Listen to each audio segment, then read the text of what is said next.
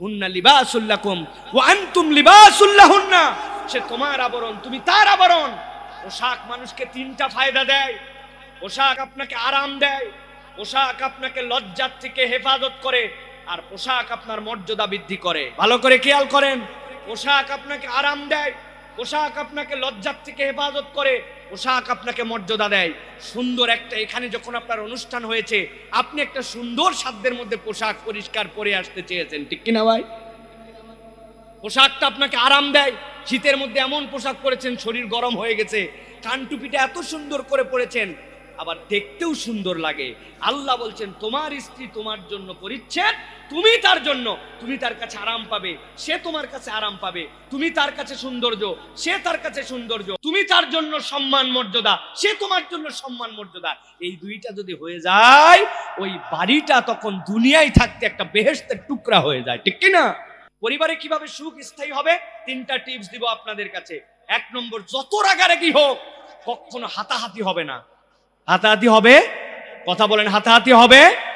কোন পুরুষ বীর পুরুষ নয় যে স্ত্রীর গায়ে হাত তোলে, তার থেকে কাপুরুষ এই দুনিয়াতে আর একটাও নাই যে একজন স্ত্রীর গায়ে হাত তুলেছে। 2 নম্বর, যত রাগারাগি হোক গালাগালি হবে না। কি হবে না বলেন, কি হবে না? 3 নম্বর, যত রাগারাগি হোক কখনো তালাক নামে এরকম কোন শব্দ উচ্চারিত হবে না, এরকম কোনো কিছু আপনার মনেও আসবে না।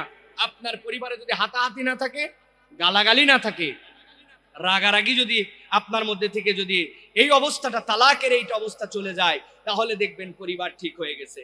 মজার একটা ঘটনা শুনাই। স্বামী স্ত্রীর গন্ডগোল গন্ডগোল, ডাক্তারের কাছে অবশেষে দুইজনই গেছে। যাওয়ার পরে বলছে, ডাক্তার সাহেব আমরা আর পারতেছি না, আমাদেরকে বাঁচান।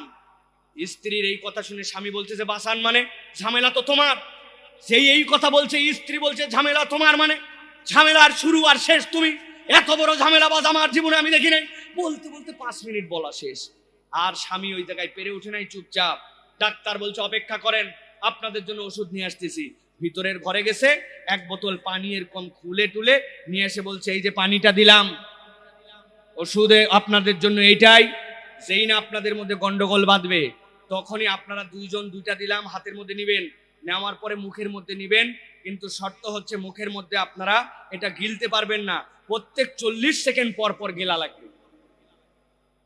7 দিন পরে ওনারা আসে বলছে ডাক্তার সাহেব 20 বছর আমাদের ঝামেলা, কিন্তু আমাদের ঔষধ কিন্তু প্রায় শেষের দিকে, এই জন্য মেহেরবানি করে আমাদেরকে আবার ঔষধ দেন। আমাদের পরিবারে কিন্তু ব্যাপক কাজ হচ্ছে, আমাদের গন্ডগোল 60% কমে গেছে। কি ওষুধ দিচ্ছেন একটু জানাবেন, আমাদের আরো অনেকেরই ঝামেলা আছে। ডাক্তার বলছে কোনো ওষুধ না ভাই, আপনি যখন এইটাই যেরকম করে নিছেন, নেওয়ার পরে মুখে পানিটা খাইছেন, 40 সেকেন্ড আপনার মুখ বন্ধ, আপনার স্ত্রী ওদিকে গন্ডগোল করছে, 40 সেকেন্ডের আগে তো ঢুকতে মানা করছে, এদিকে মোটামুটি উনার কথা শেষ, উনি আবার 40 সেকেন্ড নিচে নেওয়ার পরে কথা তো বলা যায় না, যেহেতু ডাক্তারের পরামর্শ। বলছে ওর মধ্যে কিচ্ছু দেই নাই, আল্লাহর কসম, খালি পানি, মুখটা বন্ধ করার কৌশল দিছে, এই জন্য আপনার পরিবারে ট্রিটমেন্ট হয়ে গেছে। প্রিয় ভাইরা, কথা বলার সময় দুইজন একসাথে রেগে গেলে হবে না, একজনকে সাইলেন্ট থাকতে হবে। বলা সহজ, মানা অত সহজ নয়, কিন্তু এই প্র্যাকটিসের নামই তো ইসলাম, এটা করেই না মানুষ সাকসেসফুল হয়, ঠিক কি না? এখন আপনি যদি ভিন্ন রকম কথা বলেন তাহলে ভিন্ন ব্যাপার।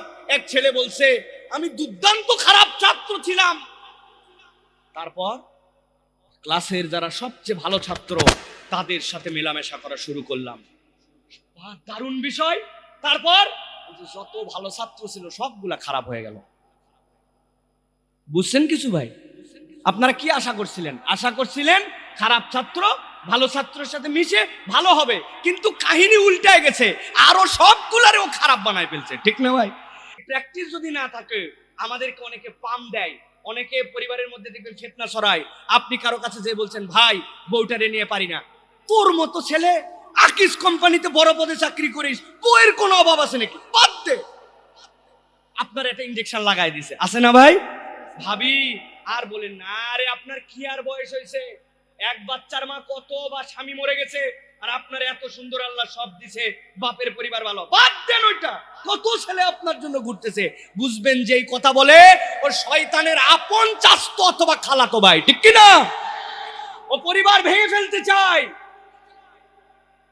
শয়তানের কাছে যখন রিপোর্ট করে মানুষের সারাদিনের আমল নামার কেউ যায় বলে নামাজ মিস করাইছি, রোজা মিস করাইছি, হ্যান করাইছি, সবারে বলে good work good work good work. একজন বলে দুইজনের মধ্যে গন্ডগোল লাগে, তালাক দেওয়া হয়েছে, কয় বুকে আয়।